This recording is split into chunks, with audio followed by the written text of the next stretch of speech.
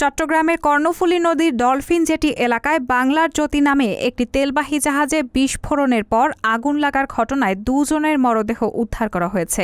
এছাড়া একজন এখনও নিখোঁজ আছেন। নিহতদের একজন জাহাজটির ডেক ক্যাডেট সৌরভ, অন্যজনের ছিন্ন বিচ্ছিন্ন মরদেহ শনাক্ত করা যায়নি।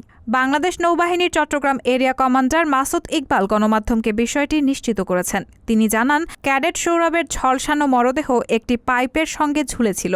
বিস্ফোরণে ছড়িয়ে পড়া আরেকজনের দেহাংশ আশেপাশে পাওয়া গেছে।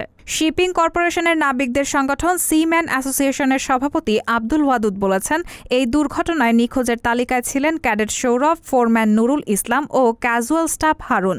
এক্ষেত্রে খুঁজে পাওয়া অন্য দেহাংশগুলো নুরুল ইসলাম কিংবা হারুনের হওয়ার কথা। সোমবার বেলা 11টায় এই দুর্ঘটনা ঘটে। বন্দর চ্যানেলে তেলের জাহাজে এমন ভয়াবহ আগুন তেমন দেখা যায়নি আগে। ফায়ার সার্ভিস ও সিভিল ডিফেন্স চট্টগ্রাম কার্যালয়ের মোবিলাইজিং অফিসার কফিল উদ্দিন জানান, আগুন নিয়ন্ত্রণে ফায়ার সার্ভিস, কোস্টগার্ড, নৌ ও বিমান বাহিনী কাজ করেছে। তিনি জানান, আগুনের খবর পেয়ে প্রথমে 2টি ইউনিট আগুন নেভাতে যায়, পরে আরও 6টি ইউনিট যুক্ত করা হয়েছে।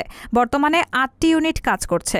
কিভাবে আগুনের সূত্রপাত তা এখনও জানা যায়নি। চট্টগ্রাম বন্দরের পরিচালক এনামুল করিম বলেন, আমরা চাকরি জীবনে বন্দর চ্যানেলে তেলের কোনো জাহাজে এমন ভয়াবহ আগুন আগে দেখিনি।